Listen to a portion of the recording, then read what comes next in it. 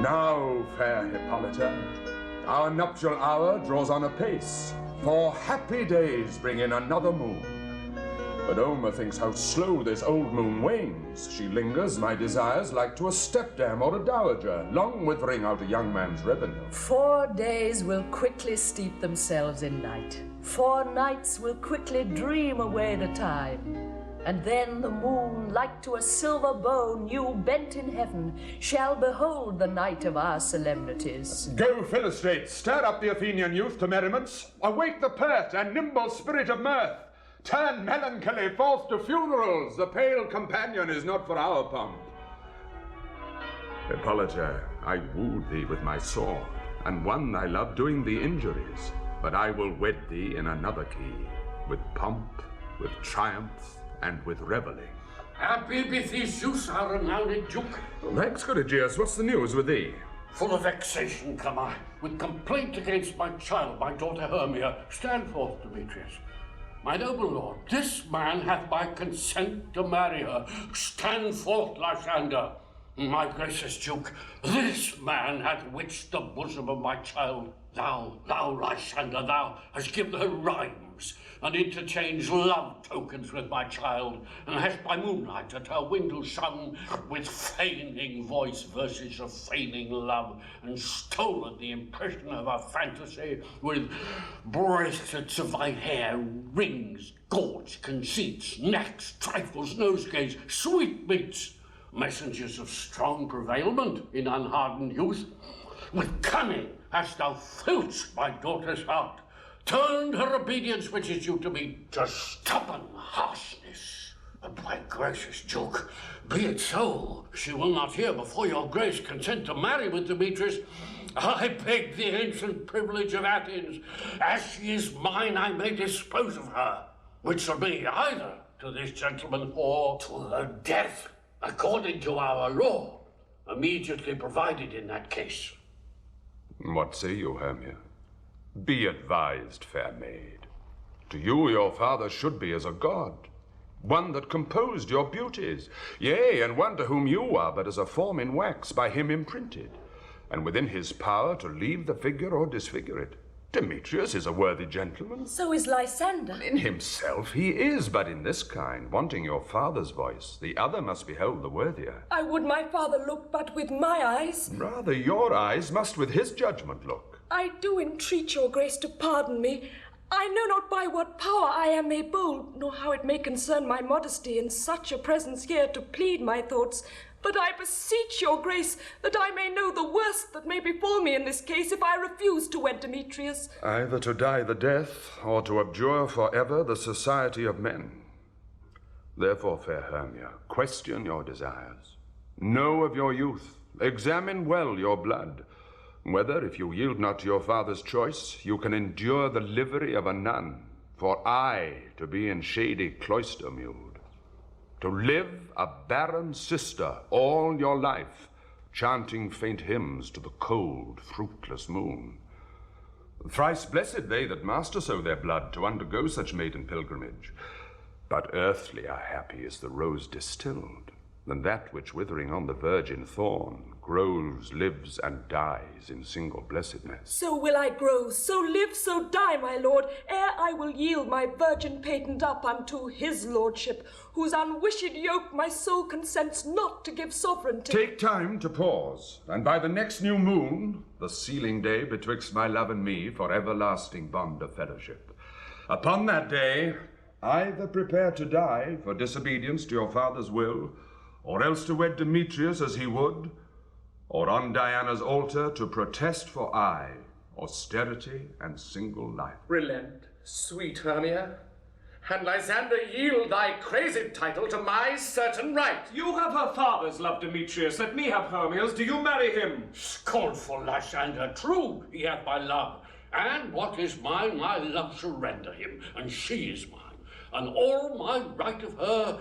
I do estate unto Demetrius. I am, my lord, as well derived as he is well possessed. My love is more than his. My fortunes everywhere as fairly ranked, if not with vantage, as Demetrius.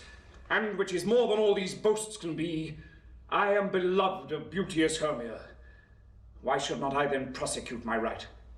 Demetrius, I'll avouch you to his head, made love to Nidar's daughter Helena, and won her soul, and she, sweet lady, dotes, devoutly dotes in idolatry upon this spotted and inconstant man. I must confess that I have heard so much, and with Demetrius thought to have spoke thereof, but being overfull of self-affairs, my mind did lose it. But Demetrius, come, and come Egeus, you shall go with me. I have some private schooling for you both.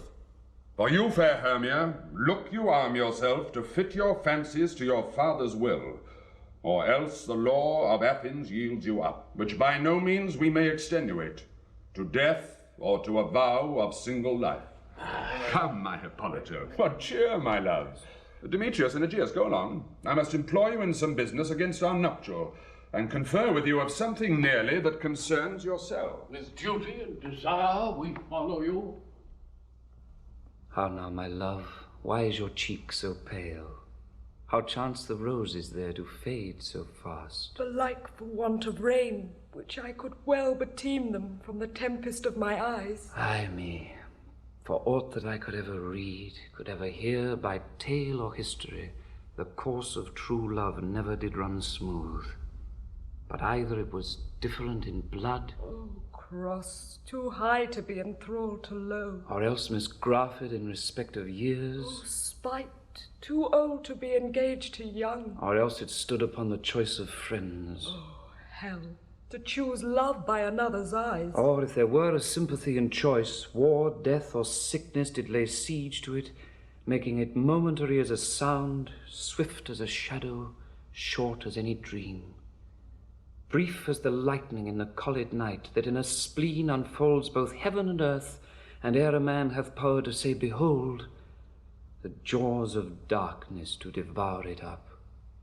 So quick bright things come to confusion. If then true lovers have been ever crossed, it stands as an edict in destiny. Then let us teach our trial patience, because it is a customary cross, as due to love as thoughts and dreams and sighs, wishes and tears, poor fancy's followers. A good persuasion. Therefore hear me, Hermia. I have a widow aunt, a dowager of great revenue, and she hath no child. From Athens is a house remote 7 leagues, and she respects me as her only son. There, gentle Hermia, may I marry thee, and to that place the sharp Athenian law cannot pursue us.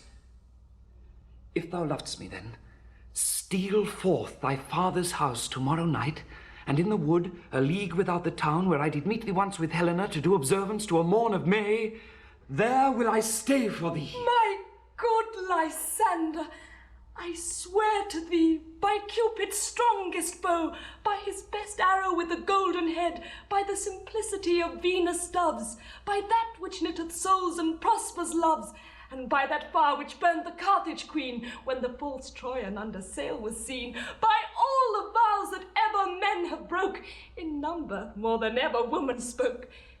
In that same place thou hast appointed me, tomorrow truly will I meet with thee. Keep promise, love. Look, here comes Helena. Godspeed, fair Helena. Whither away? Call you me fair? That fair again unsay. Demetrius loves your fair. Oh, happy fair. Your eyes are lodestars, and your tongue's sweet air more tunable than lark to shepherd's ear when wheat is green, when hawthorn buds appear. Sickness is catching? Oh, a favour so, yours would I catch, fair Hermia, ere I go. My ear should catch your voice, my eye, your eye. My tongue should catch your tongue's sweet melody. Were the world mine, Demetrius being baited, the rest I'd give to be to you translated. Oh, teach me how you look, and with what art you sway the motion of Demetrius' heart. I frown upon him, yet he loves me still. Oh, that your frowns would teach my smile such skill. I give him curses, yet he gives me love. Oh, that my prayers could such affection move. The more I hate, the more he follows me. The more I love, the more he hateth me. His folly, Helena, is no fault of mine. None but your beauty. Would that fault were mine. Take comfort. He no more shall see my face. Lysander and myself will fly this place. Before the time I did Lysander see, seemed Athens as a paradise to me. Oh, then, what graces in my love do dwell, that he hath turned a heaven unto a hell. Helen, to you our minds we will unfold. Tomorrow night, when Phoebe doth behold her silver visage in a watery glass, decking with liquid pearl the bladed grass, a time that lovers' flights doth still conceal, through Athens' gates have we devised to steal.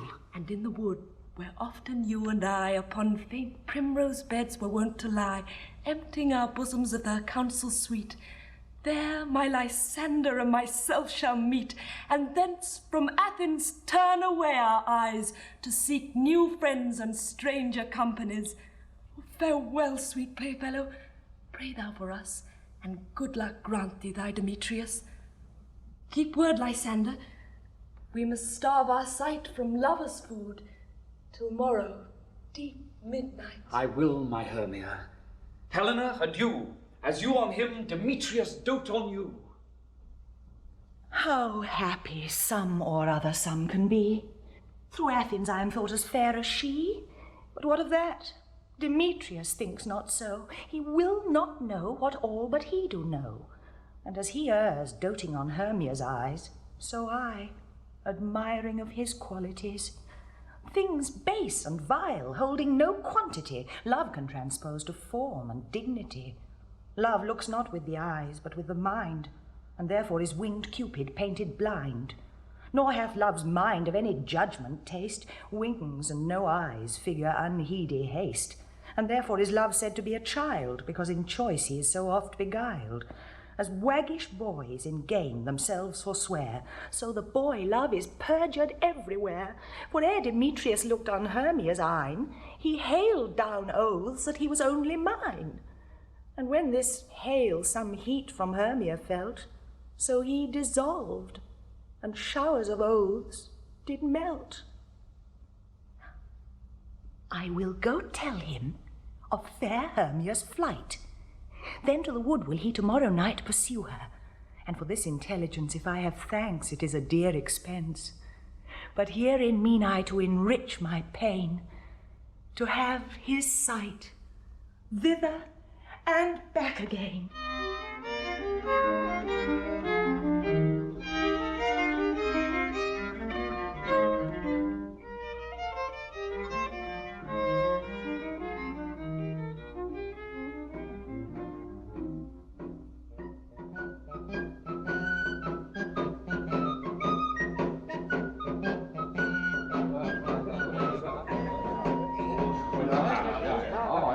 Is all our company here? You were best to call them generally, man by man, according to the script. Here is the scroll of every man's name which is thought fit through all Athens to play in our interlude before the Duke and Duchess on his wedding day at night. First, good Peter Quince, say what the play treats on, then read the names of the actors, and so go to a point. Marry, our play is the most lamentable comedy and most cruel death of Pyramus and Thisbe. A very good piece of work, I assure you, and a merry. Now, good Peter Quince, call forth your actors by the scroll. Masters, spread yourselves. Answer as I call you. Nick Bottom the Weaver. Ready? Name what part I am for and proceed. You, Nick Bottom, are set down for Pyramus. What is Pyramus? A lover or a tyrant? A lover that kills himself most gallant for love. Oh, that will ask some tears in the true performing of it. If I do it, let the audience look to their eyes. I will move storm. I will condole in some measure. To the rest, yet my chief humour is for a tyrant. I could play Hercules rarely, or a part of Terracatin to make all split. The raging rocks and shivering shocks shall break the locks of prison gates, and Phoebus' car shall shine from far, and make and mar the foolish fate. Oh, this was lofty. Now name the rest of the players. This is Hercules' vein, a tyrant's vein. A lover is more condoling. Francis Flute the bellows mender. Here, Peter Quince. Flute, you must take Thisbe on you. What is Thisbe, a wandering knight? It is the lady that Pyramus must love. Nay, faith, not let me play a woman. We'll have a beard come in. That's all one. You shall play it in a mask, and you may speak as small as you will. And I may hide my face let me play Thisbe too. I'll speak in a monstrous little voice. Listen. Oh, Pyramus, my lover dear, thy Thisbe dear, and lady dear. No, you must play Pyramus, and Flute, you Thisbe. Well, proceed. Robin Starveling the tailor. Here, Peter Quince. Robin Starveling, you must play Thisbe's mother. Tom Snout the tinker. Here, Peter Quince. You Pyramus's father. Myself Thisbe's father. Snug the joiner. Here. You the lion's part. And I hope there's a play fitted. Have you the lion's part written? Pray you, if it be, give it me, for I am slow of study. You may do it extempore, for it is nothing but roaring. Oh, let me play the lion too. I will roar that I would do any man's heart good to hear me.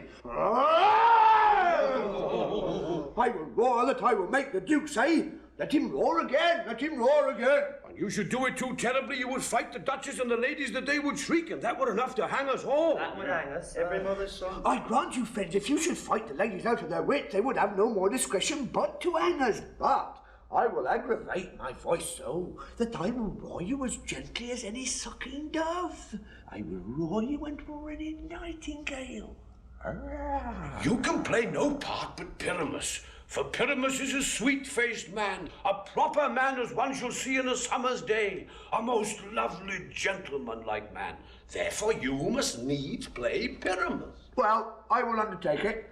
What beard were I best to play it in?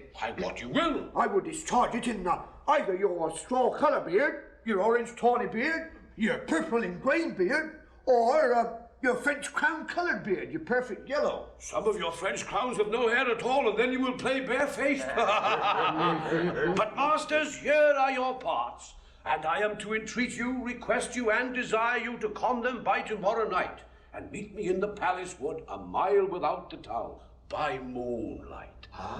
There will we rehearse, for if we meet in the city, we shall be dogged with company and our devices known.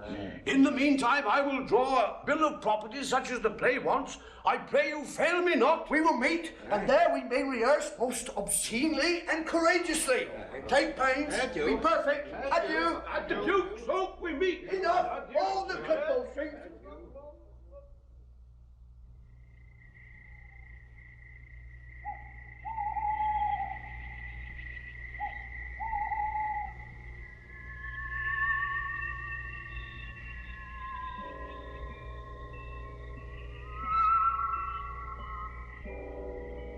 Now, spirit, whither wander you?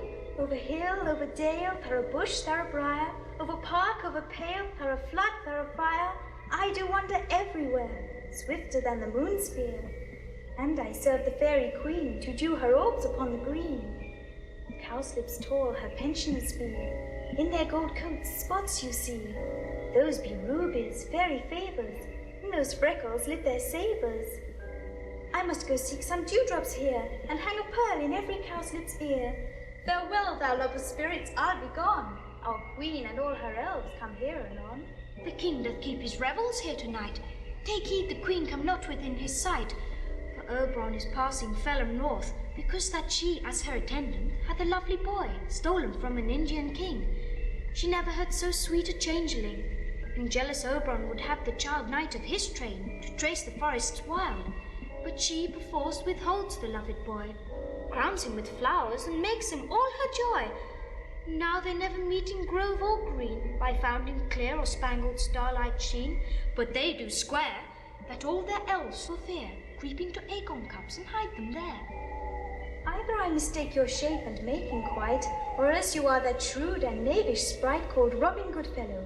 Are not you he that frights the maidens of the villagery, skim milk and sometimes labour in the kern, and bootless make the breathless housewife churn, and sometime make the drink to bear no balm, mislead night wanderers laughing at their harm, those that hobgoblin calling, and sweet Puck, you do their work and they shall have good luck.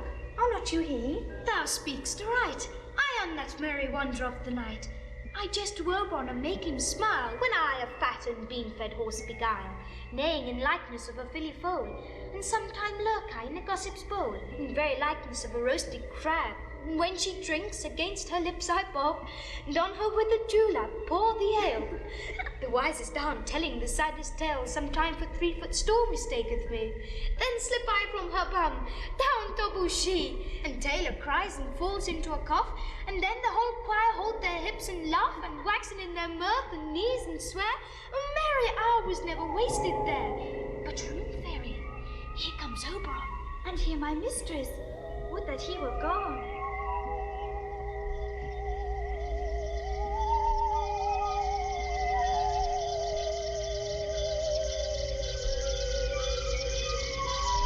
Ill met by moonlight, proud Titania. What? Jealous Oberon? Fairest skip hence. I have forsworn his bed and company. Tarry, rash wanton. Am not I thy lord? Then I must be thy lady. But I know when thou hast stolen away from fairyland, and in the shape of Corin sat all day playing on pipes of corn, and versing love to amorous Hippolyta. Why art thou here, come from the farthest steppe of India, but that forsooth the bouncing Amazon, your buskined mistress and your warrior love, to Theseus must be wedded, and you come to give their bed joy and prosperity. How canst thou thus, for shame, Titania, glance at my credit with Hippolyta, knowing I know thy love to Theseus? Didst thou not lead him through the glimmering night from Perigenia, whom he ravished, and make him with fair Egeus break his faith with Ariadne and Antiope? These are the forgeries of jealousy, and never, since the middle summer spring, met we on hill, in dale, forest or mead, by paved fountain or by rushy brook, or in the beached margin of the sea, to dance our ringlets to the whistling wind. But with thy brawls thou hast disturbed our sport. Therefore the winds, piping to us in vain, as in revenge, have sucked up from the sea contagious fogs, which falling in the land, have every pelting river made so proud that they have overborne their continents. The ox hath therefore stretched his yoke in vain, the ploughman lost his sweat, and the green corn hath rotted ere his youth attained a beard. The fold stands empty in the drowned field, and crows are fatted with the murrian flock. The 9 men's morris is filled up with mud, and the quaint mazes on the wanton green, for lack of tread, are undistinguishable. The human mortals want their winter gear. No night is now with hymn or carol blessed. Therefore the moon, the governess of floods, pale in her anger, washes all the air, that rheumatic diseases do abound. And thorough this distemperature we see the seasons alter. Hoary-headed frosts fall in the fresh lap of the crimson rose, and on old Hyam's thin and icy crown an odorous chaplet of sweet summer buds is as in mockery set. The spring, the summer, the childing autumn, angry winter change their wonted liveries, and the mazed world, by their increase, now knows not which is which. And this same progeny of evils comes from our debate, from our dissension. We are their parents and original. Do you amend it, then? It lies in you. Why should Titania cross her Oberon? I do but beg a little changeling boy to be my henchman. Set your heart at rest. The fairy land buys not the child of me. His mother was a votaress of my order, and in the spiced Indian air by night full often hath she gossiped by my side, and sat with me on Neptune's yellow sands, marking the embarked traders on the flood, when we have laughed to see the sails conceive and grow big-bellied with the wanton wind, which she, with pretty and with swimming gait following, her womb then rich with my young squire, would imitate and sail upon the land, to fetch me trifles and return again as from a voyage, rich with merchandise. But she, being mortal, of that boy did die, and for her sake do I rear up her boy, and for her sake I will not part with him. How long within this wood intend you stay? Perchance, till after Theseus' wedding day. If you will patiently dance in our round and see our moonlight revels, go with us. If not, Shun me, and I will spare your homes. Give me that boy, and I will go with thee. Not for thy fairy kingdom. There is a way. We shall try downright if I longer stay. Well, go thy way. Thou shalt not from this grove till I torment thee for this injury. My gentle Puck, come hither.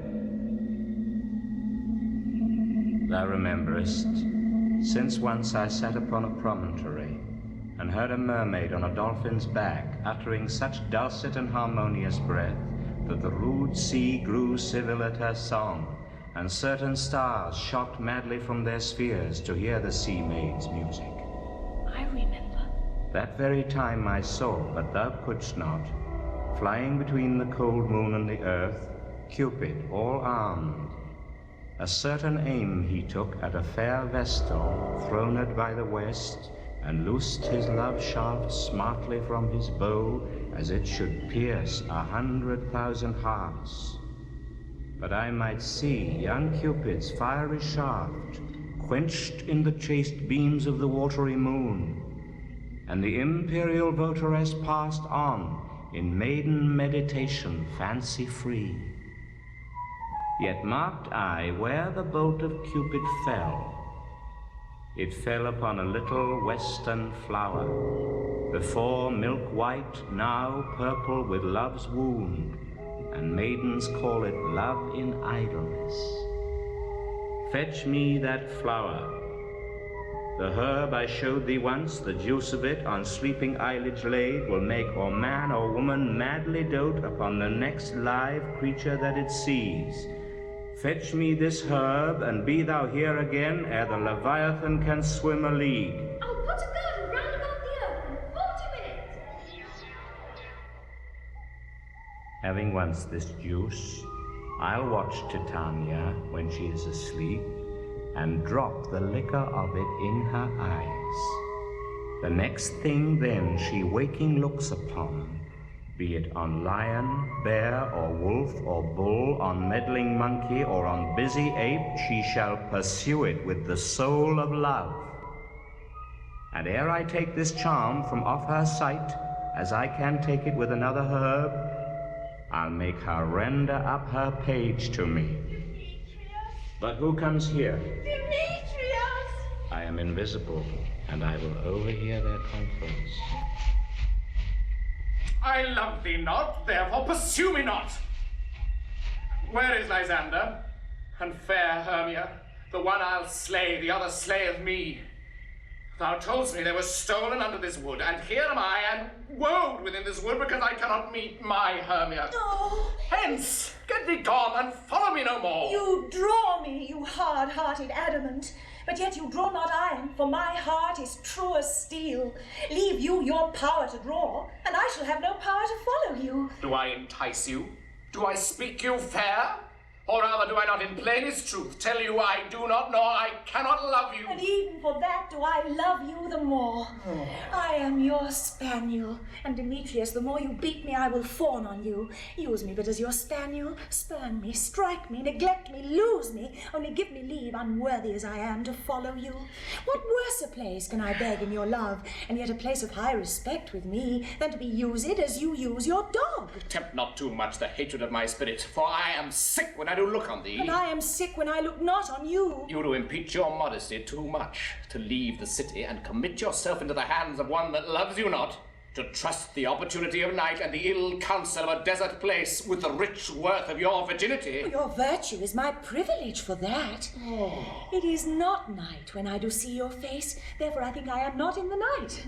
Nor doth this wood lack worlds of company, for you in my respect are all the world.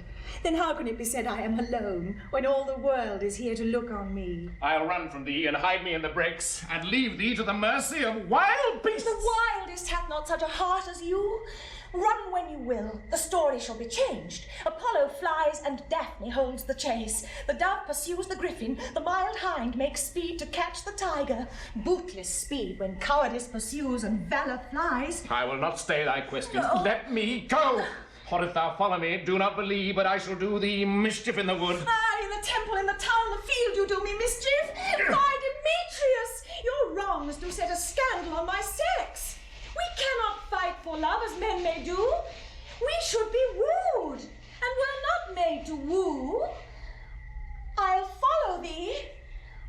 make a heaven of hell, to die upon the hand I love so well. Fare thee well, nymph. Ere he do leave this grove, thou shalt fly him, and he shall seek thy love. Welcome, wanderer. Hast thou the flower there? Aye, there it is. I pray thee give it me. I know a bank where the wild thyme blows, where ox slips and the nodding violet grows, quite over-canopied with luscious woodbine, with sweet musk roses and with eglantine. There sleeps Titania, sometime of the night, lulled in these flowers with dances and delight. And there the snake throws her enameled skin, weed wide enough to wrap a fairy in. And with the juice of this I'll streak her eyes and make her full of fateful fantasies. Take thou some of it, and seek through this grove. A sweet Athenian lady is in love with a disdainful youth. Anoint his eyes, but do it when the next thing he espies may be the lady. Thou shalt know the man by the Athenian garments he hath on. Effect it with some care, that he may prove more fond on her than she upon her love. And look thou meet me ere the first cock crow. Fear not, my lord, your servant shall do so.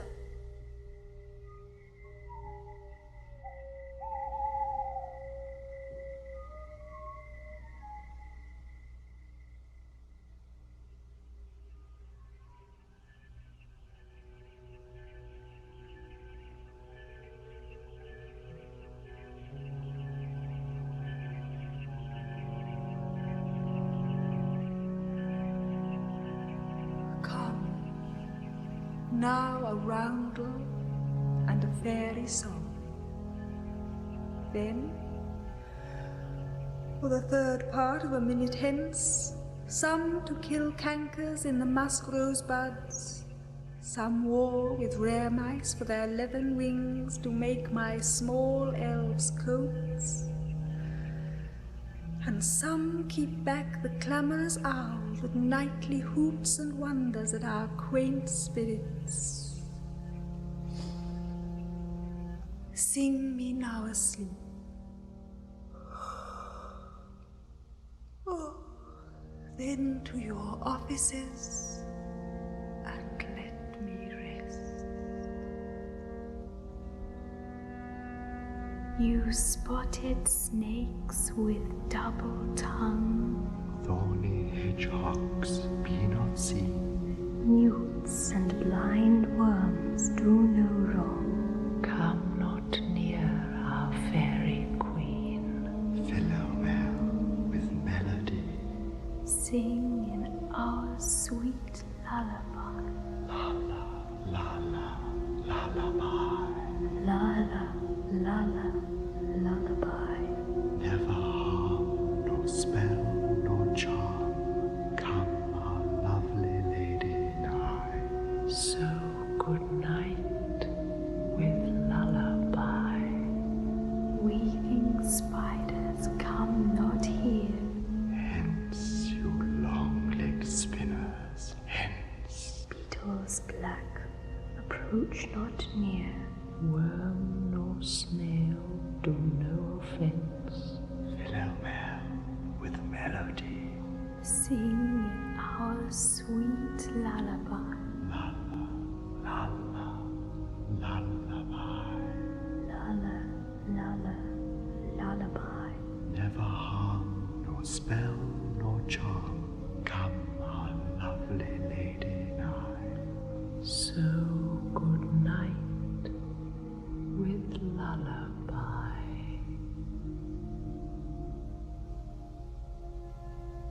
Hence away, now all is well. One aloof stands sentinel.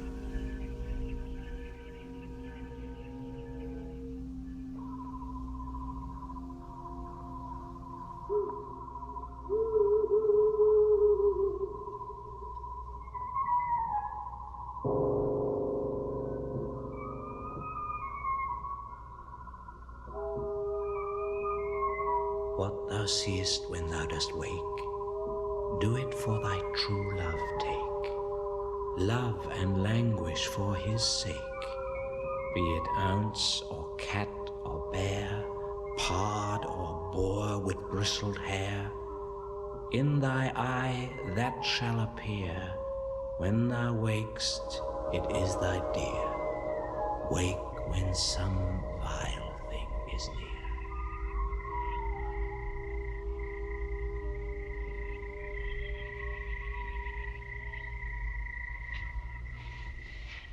Fair love, you faint with wandering in the wood, and to speak truth, I have forgot our way. We'll rest us, Hermia, if you think it good, and tarry for the comfort of the day. Be it so, Lysander. Find you out of bed, for I upon this bank will rest my head. One turf shall serve as pillow for us both. One heart, one bed, two bosoms, and one troth. Nay, good Lysander, for my sake, my dear, lie further off yet. Do not lie so near. Oh, take the sense, sweet, of my innocence. Love takes the meaning in love's conference. I mean that my heart unto yours is knit, so that but one heart we can make of it. Two bosoms interchained with an oath, so then two bosoms and a single troth. Then by your side no bedroom me deny, for lying so, Hermia, I do not lie. Lysander riddles very prettily. Now much beshrew my manners and my pride, if Hermia meant to say Lysander lied. But, gentle friend, for love and courtesy lie further off, in human modesty. Such separation as may well be said becomes a virtuous bachelor and a maid, so far be distant. And good night, sweet friend. Thy love near altar till thy sweet life end. Amen. Amen to that fair prayer say I, and then end life when I end loyalty. Here is my bed. Sleep give thee all his rest. With half that wish, the wisher's eyes be pressed.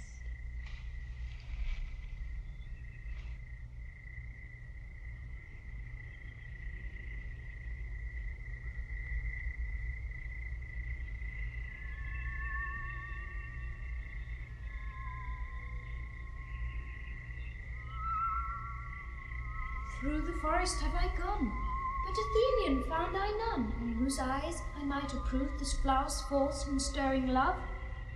Night and silence. Who is here? Weeds of Athens he doth wear. This is he, my master said, despised the Athenian maid.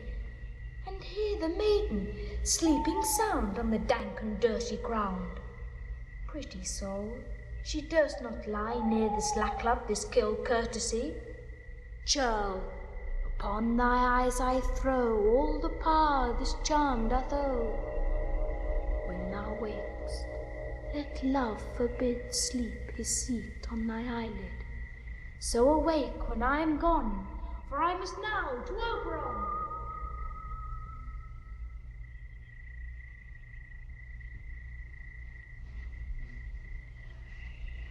Stay, though thou kill me, sweet Demetrius. I charge thee hence, and do not haunt me thus. Oh, wilt thou darkling leave me? Do not so. Stay, on thy peril. I alone will go. Oh, I am out of breath in this fond chase. The more my prayer, the lesser is my grace. Happy is Hermia wheresoe'er she lies, for she hath blessed and attractive eyes. How came her eyes so bright? Not with salt tears. If so, my eyes are oftener washed than hers. No, no, I am as ugly as a bear. For beasts that meet me run away for fear. Therefore no marvel though Demetrius do as a monster fly my presence thus. What wicked and dissembling glass of mine made me compare with Hermia's fiery eyne? But who is here?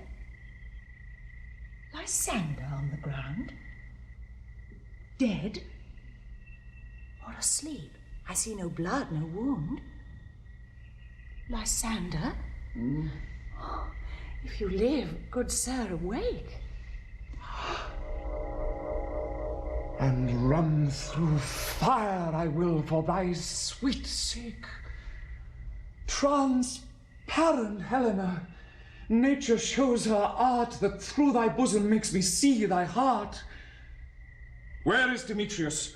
Oh, how fit a word is that vile name to perish on my sword! Do not say so, Lysander, say not so. What though he love your Hermia, Lord? What though yet Hermia still loves you? Then be content. Content with Hermia? No, I do repent the tedious minutes I with her have spent. Not Hermia, but Helena I love. Who will not change a raven for a dove? The will of man is by his reason swayed, and reason says you are the worthier maid. Things growing are not ripe until their season, so I, being young till now, ripe not to reason, and touching now the point of human skill, reason becomes the marshal to my will, and leads me to your eyes, where I'll look love's stories written in love's richest book. Wherefore was I to this keen mockery born? When at your hands did I deserve this scorn? Is't not enough, young man, that I did never know nor never can deserve a sweet look from Demetrius' eye, but you must flout my insufficiency? Good troth, you do me wrong, good sooth you do, in such disdainful manner me to woo.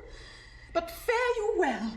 Perforce I must confess I thought you lord of more true gentleness. Oh, that a lady of one man refused should of another therefore be abused. She sees not Hermia. Hermia, sleep thou there, and never mayst thou come Lysander near.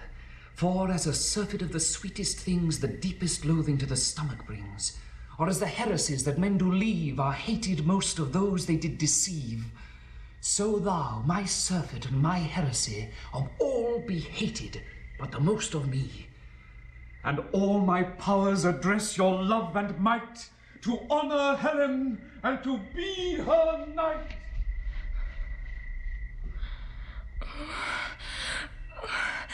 Help me, Lysander, help me. Do thy best to pluck this crawling serpent from my breast. Ay me, for pity. Oh, what a dream was here. Oh, Lysander, look how I do quake with fear. Methought a serpent ate my heart away, and you sat smiling at his cruel prey. Lysander? Removed? Lysander! Lord! What out of hearing? Gone? No sound, no word. Alack, where are you? Speak, and if you hear, speak of all else. Oh, I swoon almost with fear. No? Then I will perceive you are not nigh. Either death or you I'll find immediately.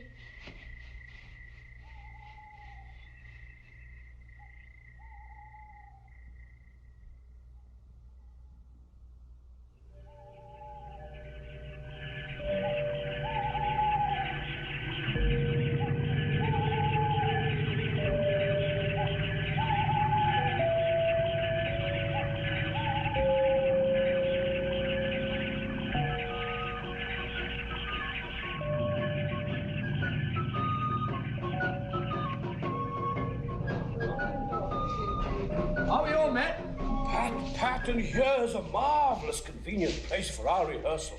This green plot shall be our stage, this hawthorn brake our tiring house, and we will do it in action as we will do it before the Duke. Peter Quince? What sayest thou, Bully Bottom? There are things in this comedy of Pyramus and Thisbe that will never please. Eh? First, Pyramus must draw a sword to kill himself, which the ladies cannot abide. How answer you that? Lakin, a parlous fear. I believe we must leave the killing out when all is done. Not a whit. I have a device to make all well. Write me a prologue, and let the prologue seem to say we will do no harm with our swords, and that Pyramus is not killed indeed. And for the more better assurance, tell them that I, Pyramus, am not Pyramus, but Bottom the Weaver. This will put them out of fear. Well, we will have such a prologue, and it shall be written in 8 and 6. No, make it 2 more. Let it be written in 8 and 8. Will not the ladies be afeard of the lion? I fear it, I promise you. But masters, you ought to consider with yourselves. To bring in God's shield as a lion among ladies is a most dreadful thing. For there is not a more fearful wild fowl than your lion living, and we ought to look to it. Therefore, another prologue must tell he is not a lion. Nay, you must name his name, and half his face must be seen through the lion's neck, and he himself must speak through, saying thus all to the same effect. Ladies, or fair ladies, I would wish you, or I would request you, or I would entreat you, not to fear, not to tremble, my life for yours. If you think I come hither as a lion, it were pity of my life. No, I am no such thing. I am a man as other men are. And there indeed, let him name his name and tell them plainly he is Snug the joiner. Well, it shall be so, but there is 2 hard things. That is, to bring the moonlight into a chamber, for you know Pyramus and Thisbe meet by moonlight. Doth the moon shine? That night we play our play. Oh, a calendar, a calendar! Look in the almanac. Find out, moonshine, find out, moonshine. Yes, it doth shine that night. Why, then, may you leave a casement of the great chamber window where we play open, and the moon may shine in at the casement. Aye, or else one must come in with a bush of thorns and a lantern and say he comes to disfigure or to present the person of moonshine. Then there is another thing. We must have a wall in the great chamber. For Pyramus and Thisbe says the story did talk through the chink of a wall. You can never bring in a wall. What say you, Bottom? Some man or other must present wall. And let him have some plaster or some loam or some rough cast about him to signify war. Or let him hold his fingers thus, and through that cranny shall Pyramus and Thisbe whisper. If that may be, then all is well. Come, sit down, every mother's son, and rehearse your parts. Pyramus, you begin. When you've spoken your speech, enter into that break. And so, everyone according to his cue. What heaven homespuns have we swaggering here, so near the cradle of the fairy queen? What, a play toward? I'll be an auditor, an actor too, perhaps, if I see cause. Speak, Pyramus! Thisbe, stand forth! Thisbe, the flowers have odious savour sweet. Odious, odorous. Odorous. Savour sweet. So hath thy breath, my dearest Thisbe dear. But how the voice? Say thou but here a while, and by I will to thee appear. A stranger Pyramus than e'er played here. Must I speak now? Aye, marry must you, for you must understand he goes but to see a noise that he heard and is to come again. Most radiant Pyramus, most lily-white of hue, of colour like the red rose on triumphant briar, most brisky juvenile and eke most lovely dew. As true is horse and yet would never tire, I'll meet thee, Pyramus, at Ninny's tomb. Ninus tomb, man. Why, you must not speak that yet. That you answer to Pyramus. You speak all your part at once, cues and all. Pyramus, enter. Your cue is past. It is never tire. As true is horse and yet would never tire.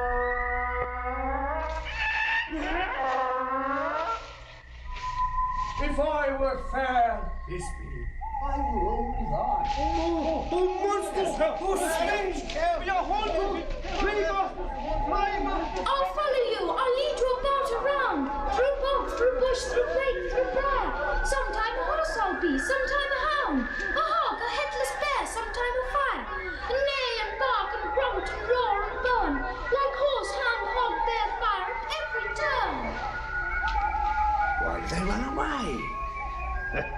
This is a navy of them to make me afeard. Oh, Bottom, thou art changed. What do I see on thee? What do you see? You see an asset of your own, do you? Oh, bless thee, Bottom, bless thee. Thou art translated. I see their knavery. This is to make an ass of me, to fight me if they could. But I will not stir from this place, do what they can. I will walk up and down here, and I will see that they shall hear I am not afraid. The woos of cock so black of hue, with orange tawny bill, the throstle with its note so true, the wren with little quill. What angel wakes me from my flowery bed? Whose note full many a man doth mark, and dares not answer nay. For indeed, who will set his wit to so foolish a bird? Who will give a bird the lie, though he cry cuckoo never so? I pray thee, gentle mortal, sing again. Aye. Mine ear is much enamoured of thy note. Aye. So is mine eye enthralled to thy shape, and thy fair virtue's force, perforce, doth move me on the first view to say, to swear, I love thee. Oh. Methinks, mistress, you should have little reason for that. And yet, to say the truth, reason and love keep little company together nowadays. The more the pity that some honest neighbours would not make them friends. Nay, I can cleek upon occasion. Thou art as wise as thou art beautiful. Ah, not so neither. But if I have wit enough to get out of this wood, I have enough to serve mine own turn. Out of this wood, do not desire to go. Thou shalt remain here, whether thou wilt or no. I am a spirit of no common rate. The summer still doth tend upon my state, and I do love thee, therefore go with me. I'll give thee fairies to attend on thee, and they shall fetch thee jewels from the deep, and sing while thou on pressed flowers dost sleep. And I will purge thy mortal grossness so, that thou shalt like an airy spirit go. Peas blossom, cobweb, moth, mustard seed. And I. Where shall we go? Be kind and courteous to this gentleman. Hop in his walks and gambol in his eyes. Feed him with apricots and dewberries, with purple grapes, green figs, and mulberries. The honey bags steal from the humblebees, and for night tapers crop their waxen thighs, and light them at the fiery glowworm's eyes, to have my love to bed and to arise, and pluck the wings from painted butterflies, to fan the moonbeams from his sleeping eyes.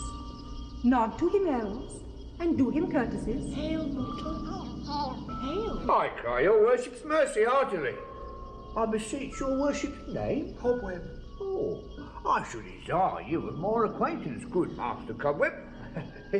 If I cut my finger, I shall make bone with you. Your name, honest gentleman. I pray you commend me to Mistress Squash, your mother, and to Master Peascod, your father. Good Master Peasblossom, I should desire of you more acquaintance too. Your name, I beseech you, sir.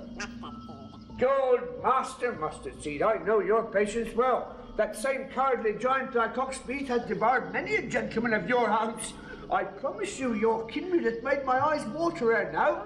I desire you more acquaintance, good Master Mustard Seed. Come, wait upon him, lead him to my bower. The moon, methinks, looks with a watery eye, and when she weeps, weeps every little flower, lamenting some enforced chastity. Tie up my love's tongue, bring him silently.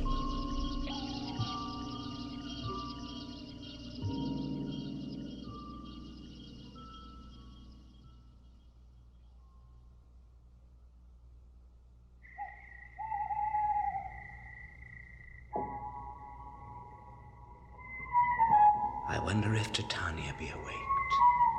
Then what it was that next came in her eye, which she must dote on in extremity. Here comes my messenger. How now, mad spirit? What night rule now about this haunted grove? My mistress with a monster is in love. Near to her close and consecrated bower, while she was in her dull and sleeping hour, a crew of patches, rude mechanicals that work for bread upon Athenian stores, were met together to rehearse a play intended for great Theseus' nuptial day. The shallowest thickskin of that barren sort, who Pyramus presented in their sport, forsook his scene, and ended in a break, when I did him at this advantage take, and as his knoll I fix it on his head, and on his Thisbe must be answered, and forth my mimic comes, when they him spy, as wild geese that the creeping fowler eye, or russet-pated chocks, many in sort, rising and cawing at the gun's report, sever themselves and madly sweep the sky, so at his sight away his fellows fly, and at our stamp here o'er and o'er one falls, he murder cries and help from Athens calls. Their sense thus weak, lost with their fears thus strong, made senseless things begin to do them wrong. For briars and thorns at their apparel snatch, some sleeve, some hats from yield as all things catch. I led them on in this distracted fear, and left sweet Pyramus translated there, when in that moment, so it came to pass, Titania waked, and straightway loved an ass. This falls out better than I could devise. But hast thou yet latched the Athenian's eyes with a love juice as I did bid thee do? I took him sleeping, that is finished too, and the Athenian woman by his side, that when he waked to force she must be eyed. Hermia. Stand close. Hermia. This is the same Athenian. This is the woman, but not this the man. Oh, why rebuke you him that loves you so? Lay breath so bitter on your bitter foe. Now I but chide, but I should use thee worse, for thou, I fear, hast given me cause to curse. If thou hast slain Lysander in his sleeping, or shoes in blood, plunge in the deep and kill me too. The sun was not so true unto the day as he to me. Would he have stolen away from sleeping, Hermia? I'll believe as soon this whole earth may be bored, and that the moon may through the centre creep, and so displease her brothers noontide with the antipodes. It cannot be but thou hast murdered him. So should a murderer look, so dead, so grim. So should the murdered look, and so should I, pierced through the heart with your stern cruelty. Yet you, the murderer, look as bright, as clear as yonder Venus in her glimmering sphere. What's this to my Lysander? Where is he? Ah, good Demetrius, wilt thou give him me? I had rather give his carcass to my hounds. Dog! How cur thou drivest me past the bounds of maiden's patience! Hast thou killed him then? Henceforth be never numbered among men. Oh, once tell true, even for my sake. Dost thou have looked upon him being awake, and hast thou killed him sleeping? Oh, brave touch! Could not a worm, an adder, do so much? An adder did it, for with doubler tongue than thine, thou serpent, never adder stung. You spend your passion on a misprized mood. I am not guilty of Lysander's blood, nor is he dead, for aught that I can tell. I pray thee, tell me then that he is well. And if I could, what should I get therefore? A privilege, never to see me more. And from thy hated presence part I so. See me no more, whether he be dead or no. There is no following her in this fierce vein. Here, therefore, for a while I will remain. So sorrow's heaviness doth heavier grow, for death that bankrupt sleep doth sorrow owe. But now in some slight measure it will pay, if for his tender here I make some stay.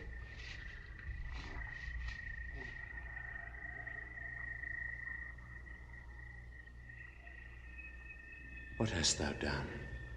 Thou hast mistaken quite, and laid the love juice on some true love's sight. Of thy misprision must perforce ensue some true love turned, and not a false turned true. Then fatal rules, that one man holding troth, a million fail, confounding oath on oath. About the wood, go swifter than the wind, and Helena of Athens look thou find. All fancy sick she is, and pale of cheer, with sighs of love that costs the fresh blood dear. By some illusion see thou bring her here. I'll charm his eyes against she do appear. I go, look how I go, swifter than arrow from the Tartar's bow.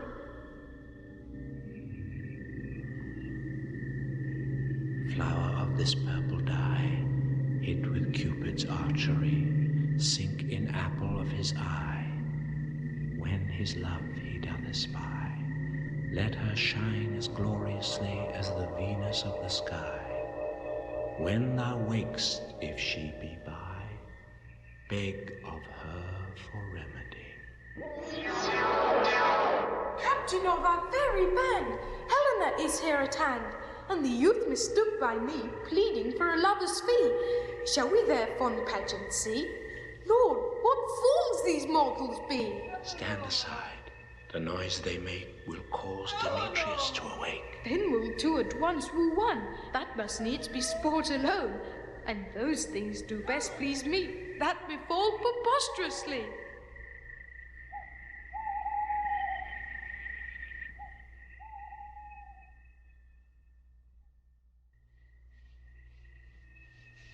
Helena! Helena! Why should you think that I should woo in scorn? Scorn and derision never come in tears. Look, when I vow, I weep, and vows so born in their nativity all truth appears. How can these things in me seem scorn to you, bearing the badge of faith to prove them true? You do advance your cunning more and more. When truth kills truth, oh, devilish holy fray. These vows are Hermia's. Will you give her o'er? Weigh oath with oath, and you will nothing weigh. Your vows to her and me put in two scales will even weigh, and both as light as tails. I had no judgment when to her I swore. Nor none in my mind, now you give her o'er. Demetrius loves her, and he loves not you. Oh, Helen, goddess, nymph, perfect, divine, to what, my love, shall I compare thine eyne? Crystal is muddy. Oh, how ripe in show thy lips those kissing cherries tempting grow. That pure congealed white, high Taurus snow, fanned with the eastern wind, turns to a crow when thou hold'st up thy hand. Oh, let me kiss this princess of pure white, this seal of bliss. Oh, spite! Oh, hell! I see you all are bent to set against me for your merriment. If you were civil and knew courtesy, you would not do me thus much injury. Can you not hate me as I know you do, but you must join in souls to mock me too? If you were men, as men you are in show, you would not use a gentle lady so to vow and swear and superpraise my parts, when I am sure you hate me with your hearts. You both are rivals and love Hermia, and now both rivals to mock Helena. A trim exploit, a manly enterprise, to conjure tears up in a poor maid's eyes with your derision. None of noble sort would so offend a virgin and extort a poor soul's patience, all to make you sport. You are unkind, Demetrius, be not so, for you love Hermia, this you know I know. And here, with all goodwill, with all my heart, in Hermia's love I yield you up my part. And yours of Helena to me bequeath, whom I do love and will do till my death. Never did mockers waste more idle breath. Lysander, keep thy Hermia, I will none. If e'er I loved her, all that love is gone, my heart to her, but as guestwise sojourned, and now to Helen is it home returned, there to remain. Helen, it is not so. Disparage not the faith thou dost not know, lest to thy peril thou abide it dear. Lysander! Look where thy love comes, yonder is thy dear. Dark night that from the eye his function takes, the ear more quick of apprehension makes, wherein it doth impair the seeing sense, it pays the hearing double recompense. Thou art not by mine eye, Lysander, found, mine ear, I thank it, brought me to thy sound. But why unkindly didst thou leave me so? Why should he stay whom love doth press to go? What love could press Lysander from my side? Lysander's love that would not let him bide, fair Helena, who more engilds the night than all yon fiery O's and eyes of light. Why seek'st thou me? Could not this make thee know the hate I bear thee made me leave thee so? You speak not as you think, it cannot be. No, she is one of this confederacy. Now I perceive they have conjoined all three to fashion this false sport in spite of me. Injurious Hermia, most ungrateful maid, have you conspired, have you with these contrived to bait me with this foul derision? Is all the counsel that we two have shared, the sisters' vows, the hours that we have spent when we have chid the hasty-footed time for parting us, is all forgot? All school days' friendship, childhood innocence? We, Hermia, like two artificial gods, have with our needles created both one flower, both on one sampler, sitting on one cushion, both warbling of one song, both in one key, as if our hands, our sides, voices, and minds had been incorporate. So we grew together like to a double cherry, seeming parted, but yet an union in partition, two lovely berries moulded on one stem. So with two seeming bodies but one heart, two of the first like coats in heraldry, due but to one and crown it with one crest. And will you rend our ancient love asunder, to join with men in scorning your poor friend?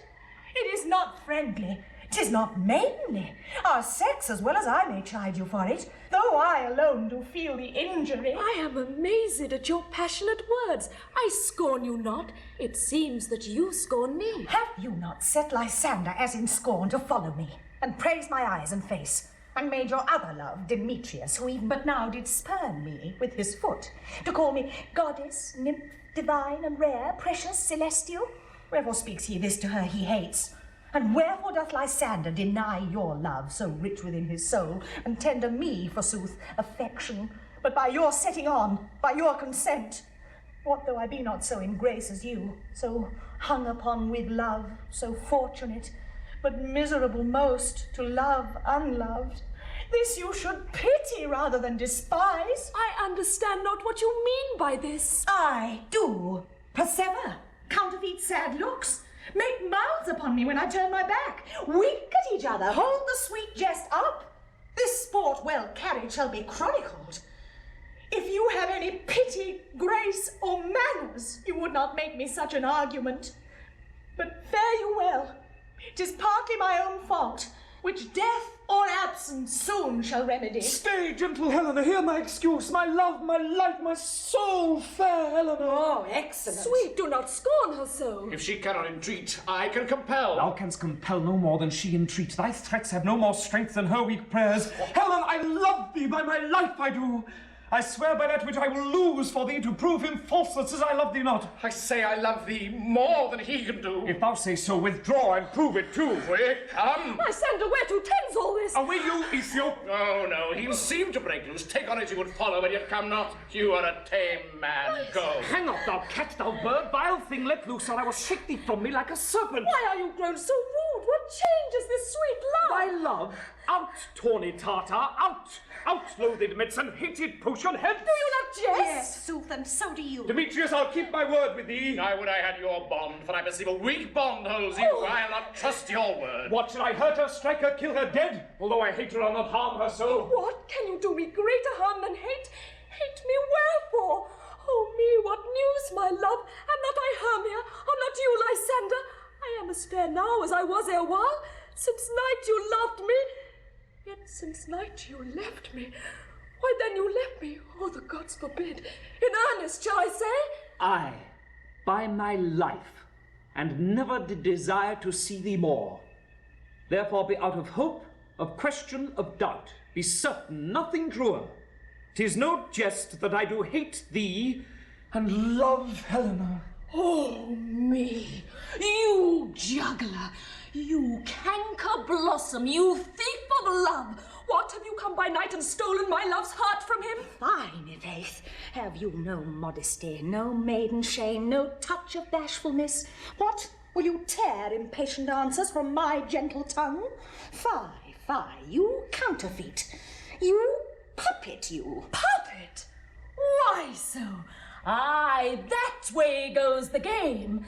Now I perceive that she hath made compare between our statures. She hath urged her height, and with her personage, her tall personage, her height forsooth, she hath prevailed with him. And are you grown so high in his esteem because I am so dwarfish and so low?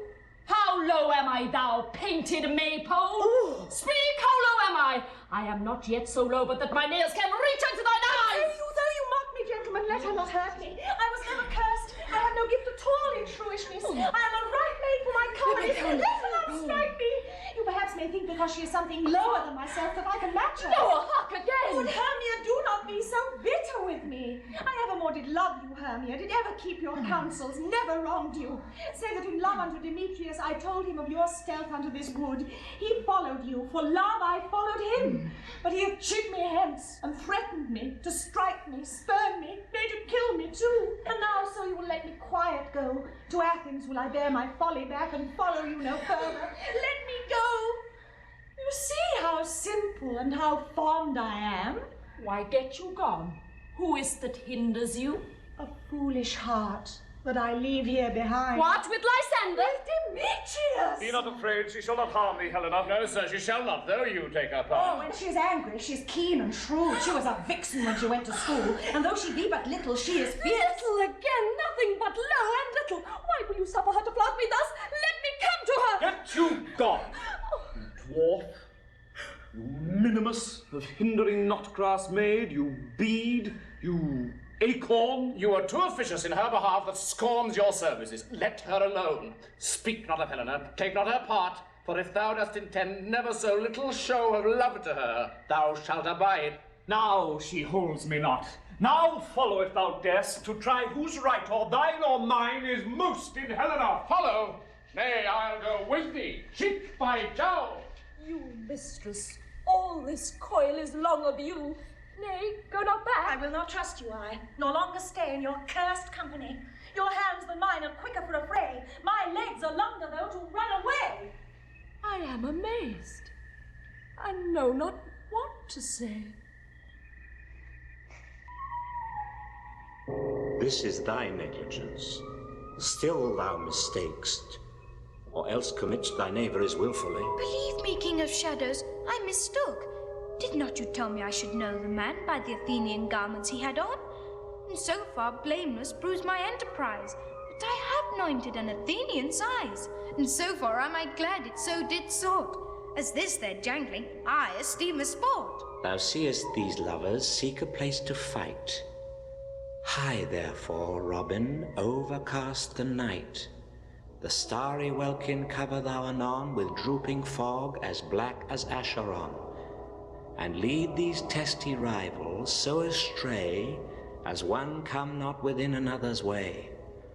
Like to Lysander sometime frame thy tongue, then stir Demetrius up with bitter wrong, and sometime rail thou like Demetrius, and from each other look thou lead them thus, till o'er their brows death counterfeiting sleep with leaden legs and batty wings doth creep. Then crush this herb into Lysander's eye, whose liquor hath this virtuous property, to take from thence all error with his might, and make his eyeballs roll with wonted sight. When they next wake, all this derision shall seem a dream and fruitless vision, and back to Athens shall the lovers wend, with league whose date till death shall never end. Whiles I in this affair do thee employ, I'll to my queen, and beg her Indian boy, and then I will her charmed eye release from monsters' view, and all things shall be peace.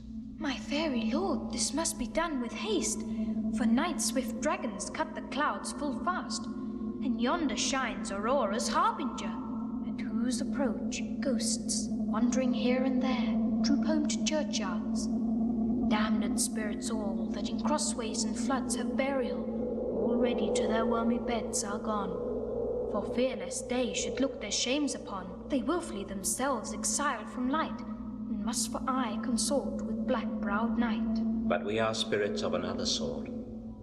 I with the morning's love have oft made sport, and like a forester the groves may tread, even till the eastern gate, all fiery red, opening on Neptune with fair blessed beams, turns into yellow gold his salt green streams.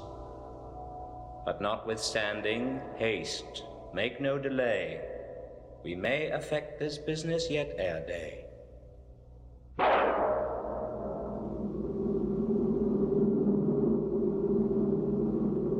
Up and down, I will lead them up and down. I one. Where art thou, proud Demetrius? Speak thou now. Here, villain, drawn and ready. Where art thou? I will be with thee straight. Follow me then to pay the brow. Lysander! Lysander! Speak again! Thou runaway, thou coward! Art thou fled? Speak! In some bush? Where dost thou hide thy head? Thou coward! Art thou bragging to the stars? Telling the bushes that thou look'st for wars, and wilt not come? Come, recreant, come thou child! I'll whip thee with a rod. He's defiled that draws a sword on thee! Yea, art thou there? Follow my voice, try no man will hear. Up and down, I will lead them up and down. Demetrius! Up and down. Lysander!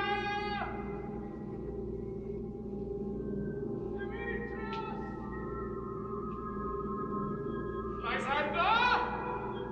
Up and down. Demetrius! He goes before me and still dares me on. When I come where he calls, then he is gone. The villain is much lighter heeled than I. I followed fast, but faster he did fly.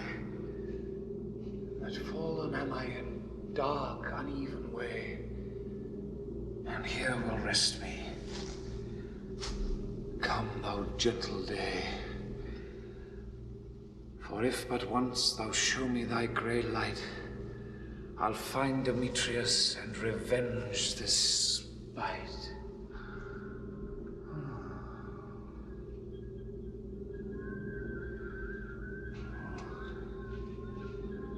Lysander! Oh, coward! Why comest thou not? Abide me if thou darest, for well I wot thou runn'st before me, shifting every place, and darest not stand nor look me in the face.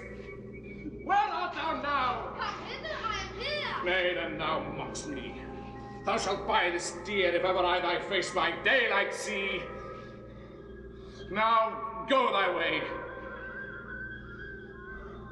Faintness constraineth me to measure out my length on this cold bed.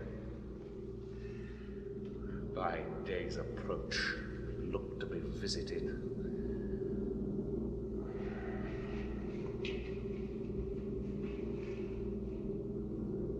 Oh, weary night. Oh, long and tedious night. Abate thy hours. Shine comforts from the east, that I may back to Athens by daylight, from these that my poor company detest. And sleep, that sometimes shuts up sorrow's eye.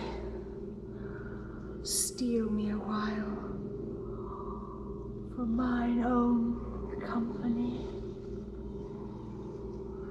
Yet but 3? Come one more. 2 of both kinds makes up 4. Here she comes, cursed and sad. Cupid is a knavish lad, thus to make poor females mad. Never so weary, never so in woe, bedabbled with the dew and torn with briars. I can no further crawl, no further go. My legs can keep no pace with my desires. Here will I rest me till the break of day.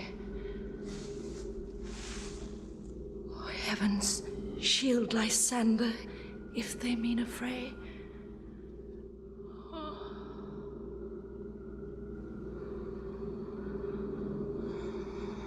On the ground, sleep sound.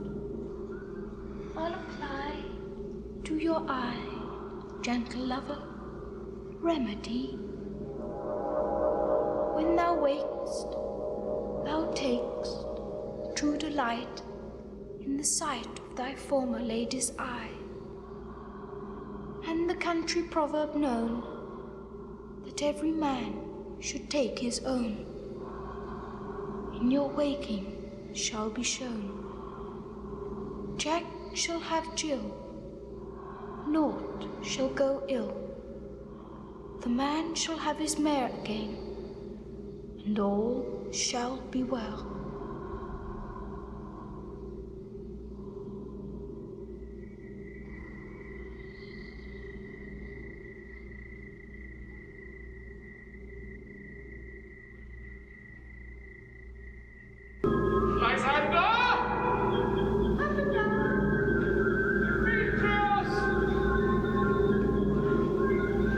He goes before me and still dares me on. When I come where he calls, then he is gone. The villain is much lighter heeled than I.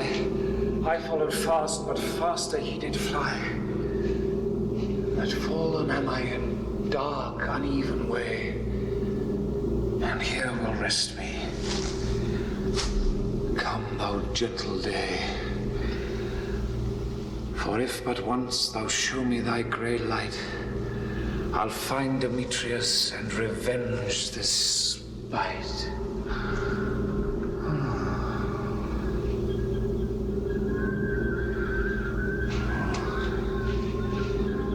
Lysander! Ho, coward! Why comest thou not?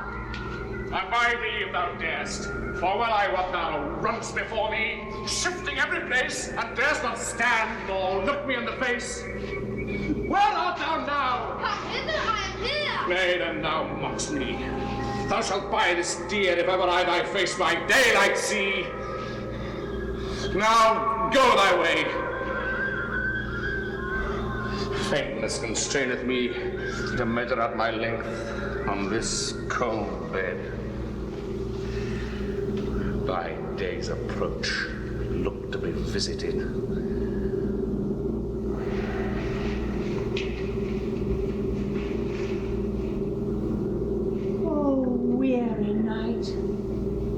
Long and tedious night, abate thy hours, shine comforts from the east, that I may back to Athens by daylight, from these that my poor company detest. And sleep, that sometimes shuts up sorrow's eye, steal me a while for mine own company. Yet but 3? Come, one more. 2 of both kinds makes up 4. Here she comes, cursed and sad. Cupid is a knavish lad, thus to make poor females mad. Never so weary, never so in woe, bedabbled with the dew and torn with briars. I can no further crawl, no further go. My legs can keep no pace with my desires. Here will I rest me till the break of day. Oh, heavens, shield Lysander, if they mean a fray.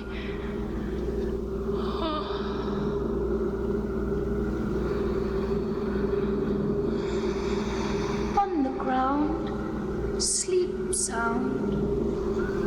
I'll apply to your eye, gentle lover, remedy.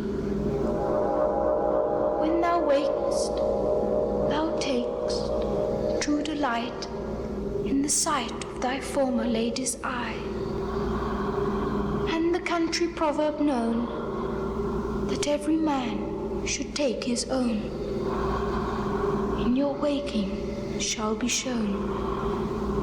Jack shall have Jill, naught shall go ill. The man shall have his mare again, and all shall be well.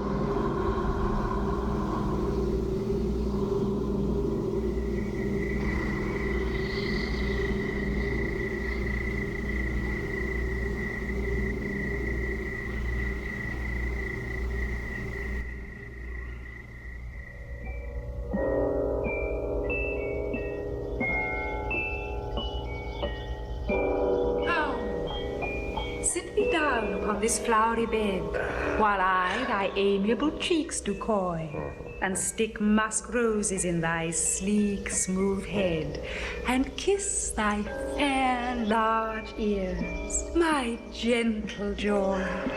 Ah, where's Peach Blossom? Scratch my head, Peace Blossom.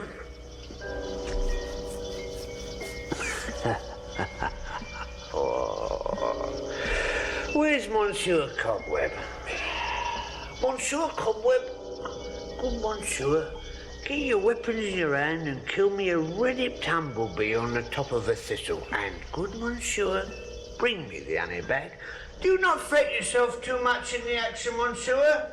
And good Monsieur, have a care the honey bag break not. I would be loath to have you overflown with the honey bag, Signor. Where's Monsieur Mustard Seed? Give me your knife, Monsieur Mustard Seed. Pray, leave your courtesy, good Monsieur. What's your will? Nothing, good Monsieur, but to help Cavalieri Cobweb to scratch. I must to the barber's, Monsieur, for methinks I am marvellous hairy about the face. And I'm such a tender ass, if my head do but tickle me, I must scratch. Wilt thou hear some music, my sweet love? I have a reasonable good ear in music. Let's have the tongues and the bones. Or say, sweet love, what thou desirest to eat? Truly, a peck of provender. I could munch your good dry oats. Methinks I have a great desire to a bottle of hay. Good hay, sweet hay hath no fellow. I have a venturous fairy that shall seek the squirrel's hoard and fetch thee new nuts. I'd rather have a handful or two of dry peas. Oh. But I pray you let none of your people stir me. I have an exposition of sleep come upon me. Sleep thou, and I will wind thee in my arms. Fairies be gone, and be always away. So doth the woodbine the sweet honeysuckle gently entwist. The female ivy so enrings the barky fingers of the elm. Oh, how I love thee, how I dote on thee.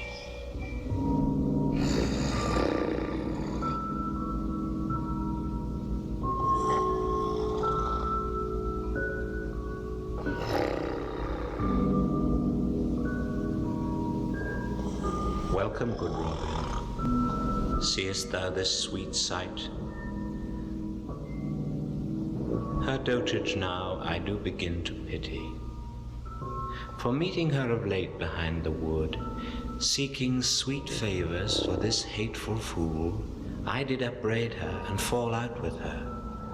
For she his hairy temples then had rounded with coronet of fresh and fragrant flowers, and that same dew which sometime on the buds was wont to swell like round and orient pearls, stood now within the pretty floweret's eyes, like tears that did their own disgrace bewail. When I had at my pleasure taunted her, and she in mild terms begged my patience, I then did ask of her her changeling child, which straight she gave me, and her fairy sent to bear him to my bower in fairy land. And now I have the boy, I will undo this hateful imperfection of her eyes. And gentle Puck, take this transformed scalp from off the head of this Athenian swain, that he awaking when the other do, may all to Athens back again repair, and think no more of this night's accidents, but as the fierce vexation of a dream. But first I will release the fairy queen. Be as thou wast wont to be, see as thou wast wont to see. Dian's bud or Cupid's flower hath such force and blessed power. Now, my Titania, wake you my sweet queen. Oh, my Oberon, what visions have I seen? Methought I was enamored of an ass. There lies your love. How came these things to pass? Oh, how mine eyes do loathe his visage now. Silence a while. Robin, take off this head. Titania, music call, and strike more dead than common sleep of all these 5 the sense. Music ho, music such as charmeth sleep. Now, when thou wakest, with thine own fool's eyes peep. Sound music. Come, my queen, take hands with me, and rock the ground whereon these sleepers be.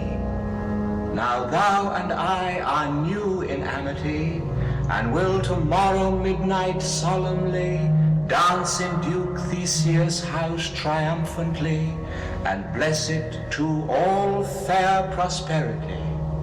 There shall the pairs of faithful lovers be, wedded with Theseus, all in jollity. Fairy king, attend and mark, I do hear the morning lark. Then, my queen, in silence sad, trip we after nightshade. We the globe can compass soon, swifter than the wandering moon. Come, my lord, and in our flight, tell me how it came this night that I sleeping here was found, with these mortals on the ground.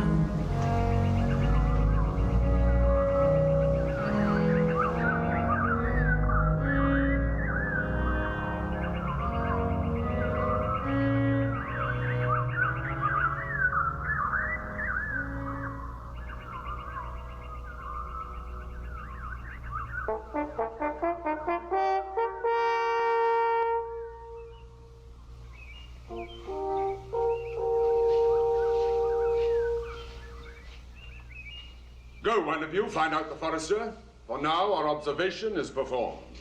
And since we have the byword of the day, my love shall hear the music of my hounds. Uncouple in the western valley. Let them go! Dispatch, I say, and find the forester. You, fair queen, up to the mountain's top and mark the musical confusion of hounds and echo in conjunction. I was with Hercules and Cadmus once, when in a wood of Crete they bayed the bear with hounds of Sparta. Never did I hear such gallant chiding, for besides the groves, the skies, the fountains, every region near seemed all one mutual cry. I never heard so musical a discord, such sweet thunder. My hounds are bred out of the Spartan kind, so flued, so sanded, and their heads are hung with ears that sweep away the morning dew.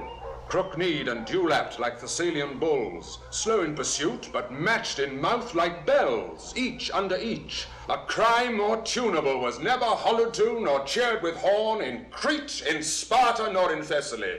Judge when you hear. But soft. What notes are these? My lord, this is my daughter here asleep. But this Lysander. This Demetrius is. This Helena. Only just Helena. I wonder of their being here together. No doubt they rose up early to observe the rite of May, and hearing our intent came here in grace of our solemnity. But speak, Egeus. Is not this the day that Hermia should give answer of her choice? It is, my lord. Go, bid the huntsmen wake them with their horns.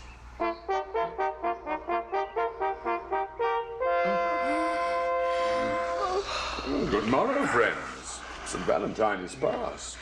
Begin these woodbirds but to couple now? Pardon, my lord. I pray you all stand up.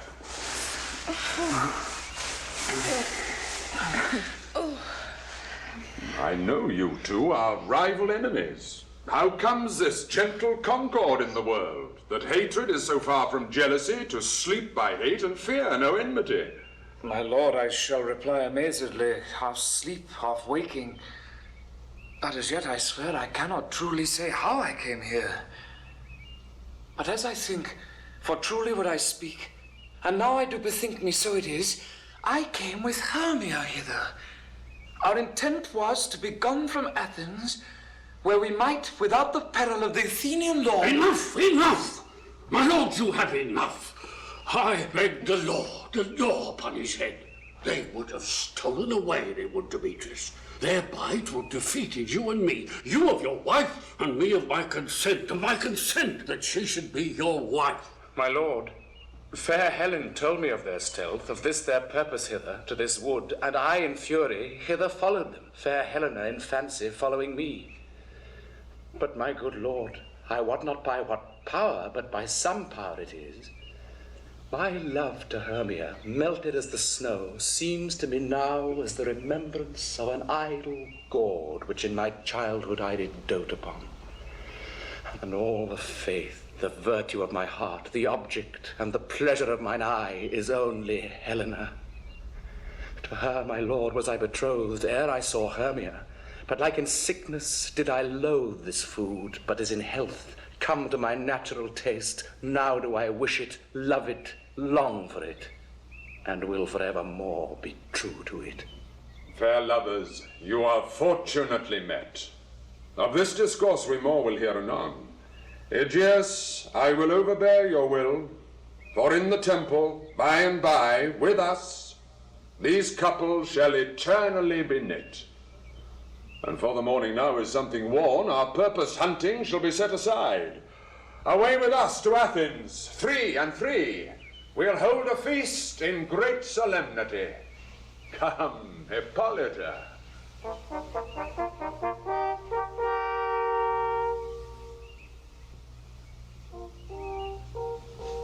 These things seem small and undistinguishable, like far-off mountains turned into clouds. Methinks I see these things with parted eye, when everything seems double. So methinks. And I have found Demetrius like a jewel, mine own and not mine own. Are you sure that we are awake? It seems to me that yet we sleep, we dream. Do not you think the Duke was here, and bid us follow him? Yea, and my father. And Hippolyta. And he did bid us follow to the temple. Why, then we are awake. Let's follow him. And by the way, let us recount our dreams.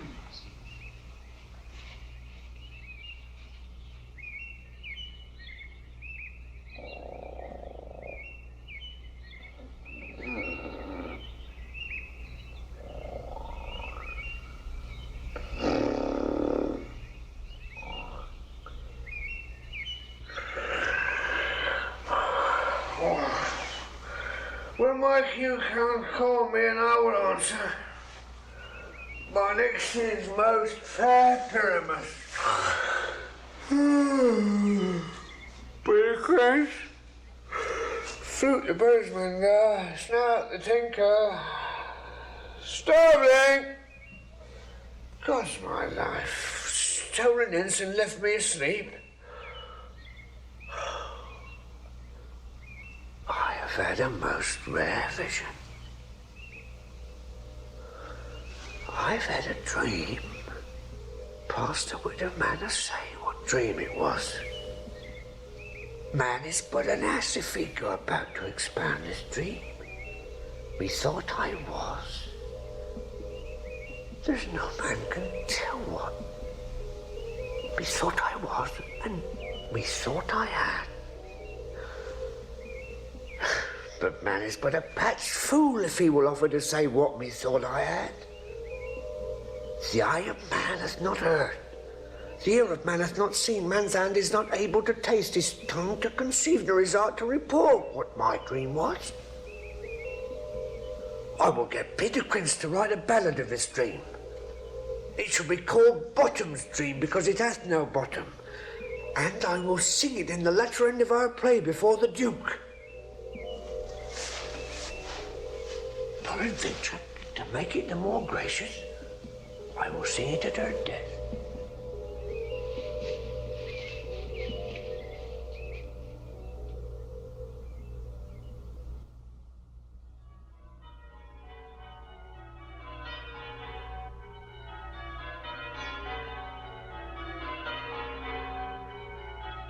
Have you sent to Bottom's house?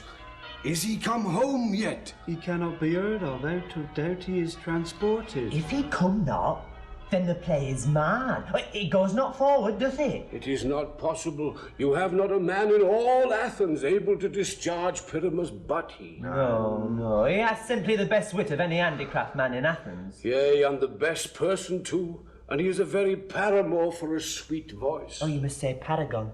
A paramour is, God bless us, a thing of note. Masters, the Duke is coming from the temple, and there is 2 or 3 lords and ladies more married. If our sport had gone forward, we had all been made men. Oh, sweet bully bottom. Thus has he lost 6pence a day during his life. Well, he could not escape 6pence a day. Yeah. And the Duke had not given him 6pence a day for playing Pyramus, I'll be hanged. Well, he would have deserved it. 6pence a day in Pyramus or nothing. Where are these lads? Oh, most happy hour. Masters, I am to discourse wonders. But ask me not what, for if I tell you I am no true Athenian. I will tell you everything right as it fell. Let us hear, sweet bottom. Not a word of me. All that I will tell you is that the Duke hath dined. Get your apparel together, good strings to your beards, new ribbons to your pumps, meet presently at the palace, every man look on his part, for the short and long is, our play is preferred. And in any case, let his be out clean linen, let not him that plays the lion pare his nails, for they shall hang out for the lion's claws. And most dear actors, eat no onions nor garlic, for we are to utter sweet breath, and I do not doubt but to hear them say it is a sweet comedy. No more words. Away. Go. Away.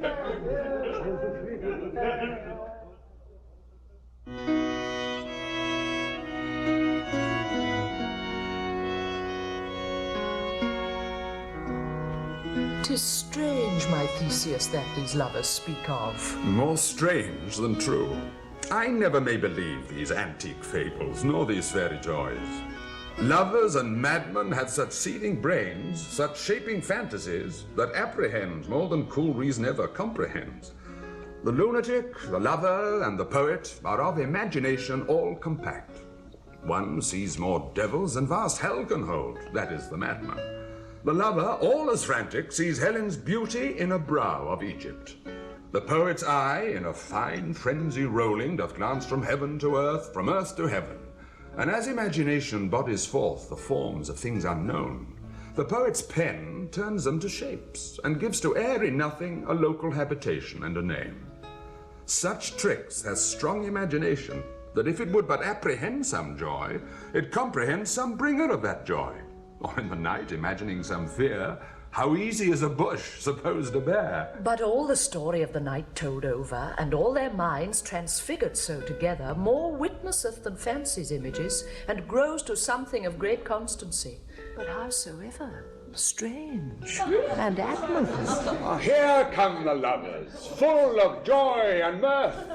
Joy, gentle friends, joy and fresh days of love accompany your hearts. More than to us wait in your royal walks, your board, your bed. Come now, what masks, what dances shall we have to wear away this long age of 3 hours between our after supper and bedtime? Where is our usual manager of mirth? What revels are in hand? Is there no play to ease the anguish of a torturing hour? Call Philostrate. Here, mighty Theseus. Say, what abridgment have you for this evening? What mask? What music? Well, how shall we beguile the lazy time, if not with some delight? There is a brief how many sports are ripe. Make choice of which your highness will see first. The battle with the centaurs, to be sung by an Athenian eunuch to the harp. Oh, well, none of that. That have I told my love in glory of my kinsman Hercules. The riot of the tipsy bacchanals, tearing the Thracian singer in their rage. Oh, that is an old device, and it was played when I from Thebes came last a conqueror. The thrice 3 muses, mourning for the death of learning, late deceased in beggary. That is some satire keen and critical, not sorting with the nuptial ceremony. A tedious, brief scene of young Pyramus and his love Thisbe. Very tragical mirth. Merry and tragical. Tedious and brief, that's hot ice and wondrous strange snow. Now, how shall we find the concord of this discord? A play there is, my lord, some 10 words long, which is as brief as I have known a play. But by 10 words, my lord, it is too long, which makes it tedious. For in all the play there is not one word apt, one player fitted. And tragical, my noble lord, it is, for Pyramus therein doth kill himself, which when I saw rehearsed, I must confess, made mine eyes water. But more merry tears the passion of loud laughter never shed. What are they that do play it? Hard-handed men that work in Athens here, which never laboured in their minds till now, and now have toiled their unbreathed memories with this same play against your nuptial. And we will hear it. No, my noble lord, it is not for you. I have heard it over, and it is nothing in the world, unless you can find sport in their intents extremely stretched, and conned with cruel pain to do you service. I will hear that play, for never anything can be amiss when simpleness and duty tender it. Go bring them in, and take your places, ladies. I love not to see wretchedness o'ercharged, and duty in his service perishing. My gentle sweet, you shall see no such thing. He says they can do nothing in this kind. What kind are we to give them thanks for nothing? Our sport shall be to take what they mistake. And what poor duty cannot do, noble respect takes it in might, not merit. Where I have come, great clerks have purposed to greet me with premeditated welcomes. Where I have seen them shiver and look pale, make periods in the midst of sentences, throttle their practiced accent in their fears, and in conclusion dumbly have broke off, not paying me a welcome, trust me, sweet. Out of this silence, yet, I picked a welcome, and in the modesty of fearful duty, I read as much as from the rattling tongue of saucy and audacious eloquence. Love, therefore, and tongue-tied simplicity, in least speak most to my capacity. So please your grace, the prologue is addressed. Let him approach.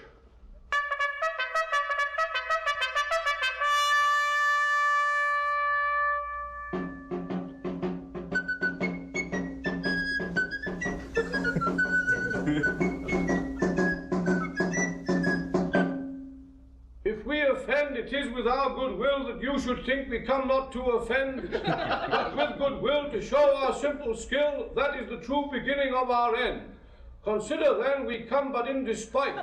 We do not come as minding to content you. Our true intent is all for your delight. We are not here. That you should here repent you. The actors are at hand, and by their show you shall know all that you are like to know. This fellow does not stand upon points. He has read his prologue like a rough colt. He knows not to stop. A good moral, my lord. 'Tis not enough to speak, but to speak true. Indeed, he has played on his prologue like a child on a recorder, a sound, but not in government. His speech was like a tangled chain, nothing impaired, but all disordered. Who's next? Gentles, perchance you wonder at the show, but wonder on till truth make all things plain. This man is Pyramus, if you would know. This beauteous lady Thisbe is Sir Tame. This man with lime and rough cast doth present war, that vile wall which did these lovers sunder. And through wall's chink, poor souls, they are content to whisper, at the which let no man wonder.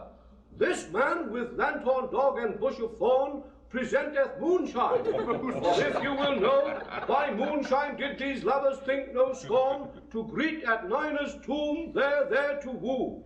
This grisly beast, which Lion hight by name, the trusty Thisbe coming first by night, did scare away, or rather did affright. But as she fled, her mantle she did fall, which Lion vile with bloody mouth did stain. Anon comes Pyramus, sweet youth and tall, and finds his trusty Thisbe's mantle slain. Whereat with bloody blameful blade, he bravely broached his boiling bloody and Thisbe, tarrying in mulberry shade, his dagger drew and died. For all the rest let Lion, moonshine, wall, and lovers twain at large discourse, while here they do remain. I wonder if the lion be to speak. No wonder, my lord, what lion may, when many asses do. In this same interlude it doth befall that I, one Snout be named, present a wall, and such a wall as I would have you think that had in it a crannied hole or chink, through which the lovers Pyramus and Thisbe did whisper often very secretly. This loam, this roof cast, and this stone doth show that I am that same wall, the truth is so. And this the cranny is, right and sinister, through which the fearful lovers are to whisper. Would you desire lime and hair to speak better? It is the wittiest partition that ever I heard discourse, my lord. Pyramus draws near the wall. Silence. Oh, grim look night! Oh, night with you so black!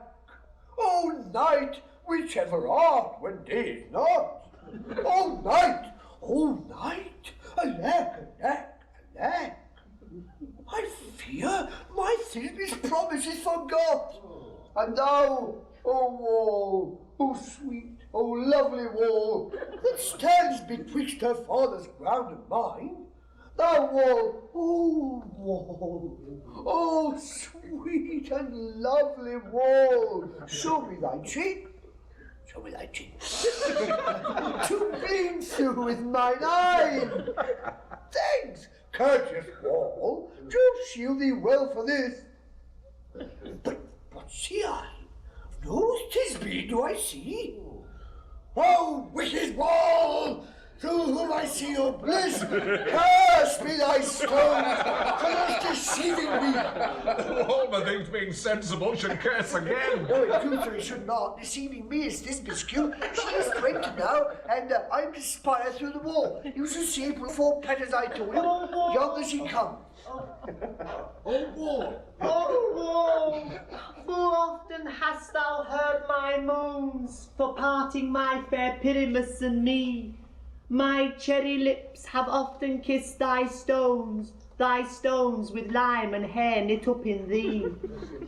I see a voice. Now will I to the chink to spy, and I can hear my Thisby's face. Thisby! My love thou art, my love I think. Think what thou wilt. I am thy lover's grace. And like Lysander am I trusty still. And I like Helen till the fates me kill. Not Shafulus to Procrus was so true. As Shafulus to Procrus, I to you. Oh, kiss me through the hole of this vile wall. I kiss the walls whole, not your lips at all. Wilt thou, and it is too? Highness too. To meet me straightway. Tide life, tide death, I come without delay. Thus have I wall, my partner's charted so, and being done, does wall away doth roll. How is the mural down between the two neighbours? No remedy, my lord, when walls are so willful to hear without warning. This is the silliest stuff that ever I heard. The best in this kind are but shadows, and the worst are no worse if imagination amend them. It must be your imagination then, and not theirs. If we imagine no worse of them than they of themselves, they may pass for excellent men. Here come 2 noble beasts in, a man and a lion. Snug. You ladies, you whose gentle hearts do fear the smallest monstrous mouse that creeps on floor, may now perchance both quake and tremble here, when lion rough in wildest rage doth roar. Then know that I one Snug the joiner am, a lion fell, nor else no lion's dam. For if I should as lion come in strife into this place, 'twere pity on my life. Oh, a very gentle beast and of a good conscience. The very best of the beast, my lord, that e'er I saw. This lion is a very fox for his valour. True, and a goose for his discretion. Not so, my lord, for his valour cannot carry his discretion on the fox. Carries the goose. His discretion, I am sure, cannot carry his valour, for the goose carries not the fox. As well, leave it to his discretion, and let us listen to the moon. This lantern doth the horned moon present. He should have worn the horns on his head. He is no crescent, and his horns are invisible within the circumference. This lantern doth the horned moon present. Myself, the man. Myself, the man in the moon, doth seem to be. This is the greatest error of all the rest. The man should be put into the lantern. How is it else the man in the moon? He dares not come there with a candle. Well, you see, it's already in snuff. I am weary of this moon. Would he would change. It appears by his small light of discretion that he is in the wane. But yet in courtesy and all reason we must stay the time. Proceed, moon. All that I have to say is to tell you that the lantern is the moon, I the man in the moon, this thorn bush my thorn bush, and this dog my dog. Why, all these should be in the lantern, for all these are in the moon. Shh. But silence. Here comes Thisbe. This is old Ninny's too. 9 us 2. Oh. This is old 9 is 2. Where is my love? Oh. Well roared, Lion. Well run, Thisbe! Moonshine moon! Truly the moon shines with a good grace. Oh. Well moused, Lion! And then came Philostrate and threw the lion body! Sweet moon, I thank thee for thy sunny beams. I thank thee, moon, for shining now so bright. For by thy gracious golden, glittering gleams, I trust to take of truest Thisbe's sight. But stay, O spite! But mark, poor knight, what dreadful dool is here. Why, do you see? How can it be? O dainty duck! Oh dear! Thy mantle, good, was stained with blood. Approach, if furies fell. O fate, come, come, cut thread and thrum. Quail, crush, conclude, and quell. This passion and the death of a dear friend would go near to make a man look sad. Beshrew my heart, but I pity the man. Oh, wherefore, nature, didst thou lion's frame? Since lion violeth here deflowered my dear, which is, which was the fairest dame that lived, that loved, that liked, that looked with cheer. Come, tears, confound. Out sword and wound the pap of Pyramus. I, that left pap, where heart doth hump. Thus die I, thus.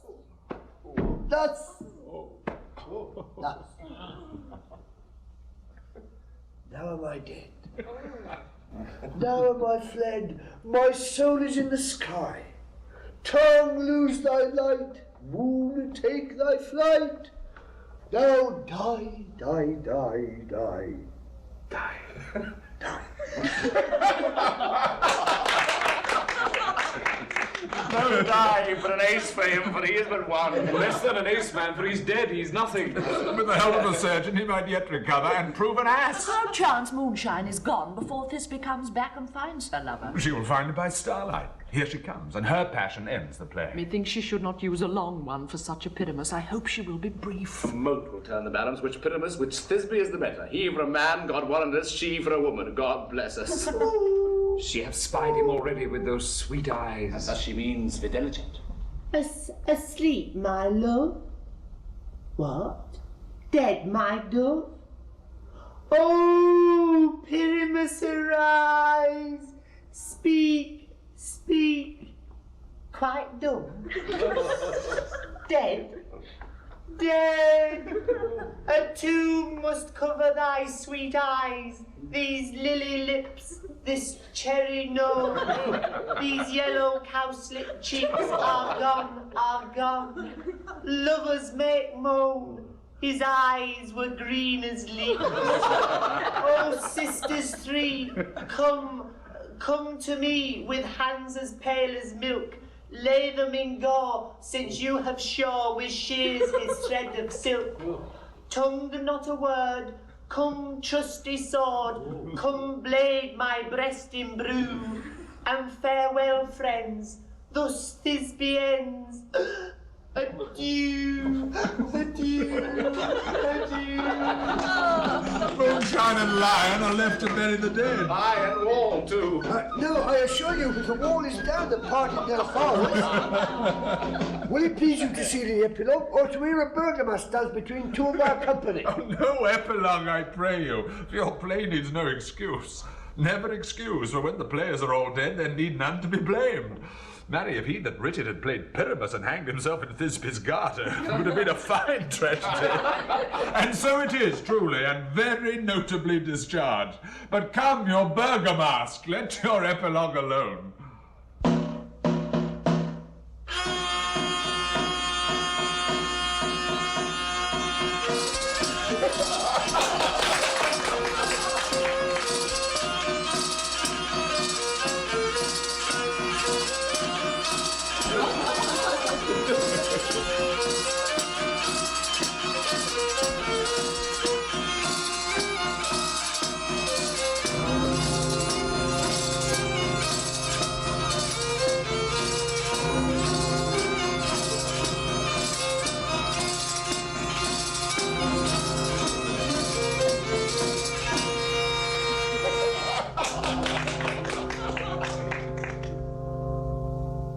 The iron tongue of midnight hath told 12. Lovers, to bed. 'Tis almost fairy time. I fear we shall outsleep the coming morn as much as we this night have overwatched. This palpable, gross play hath well beguiled the heavy gait of night. Sweet friends, to bed. A fortnight hold we this solemnity, in nightly revels and new jollity.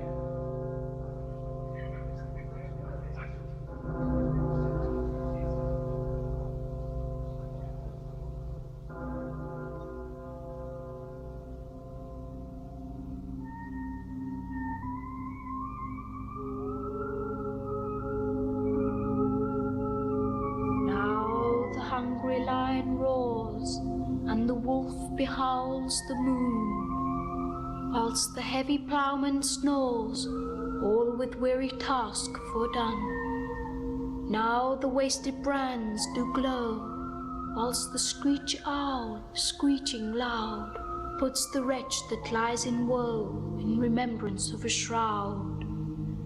Now it is the time of night, that the graves, all gaping wide, everyone lets forth his sprite, in the churchway paths do glide, and we fairies that do run by the triple Hecate's team, from the presence of the sun, follow in darkness like a dream. Now a frolic, not a mouse shall disturb this hallowed house.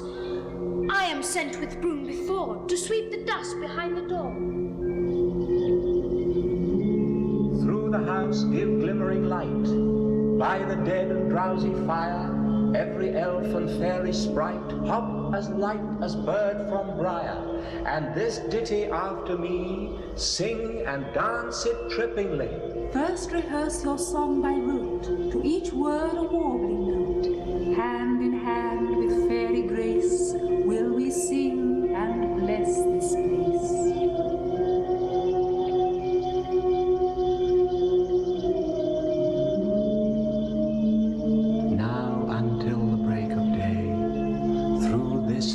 Each fairy stray, to the best bride bed will we, which by us shall blessed be, and the issue there create ever shall be fortunate.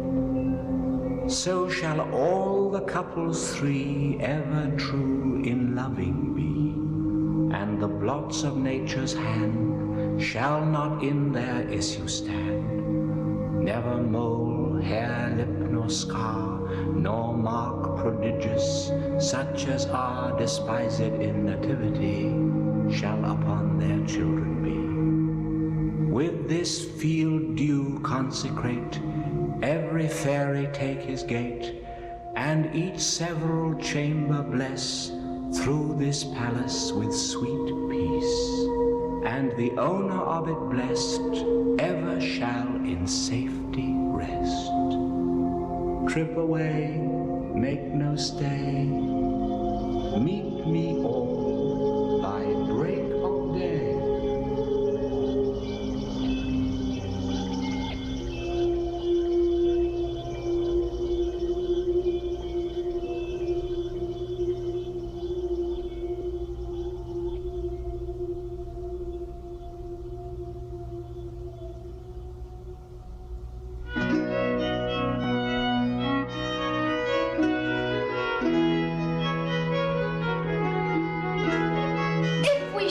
Have offended, think but this, and all is mended, that you have but slumbered here, while these visions did appear, and this weak and idle theme, no more yielding, but a dream.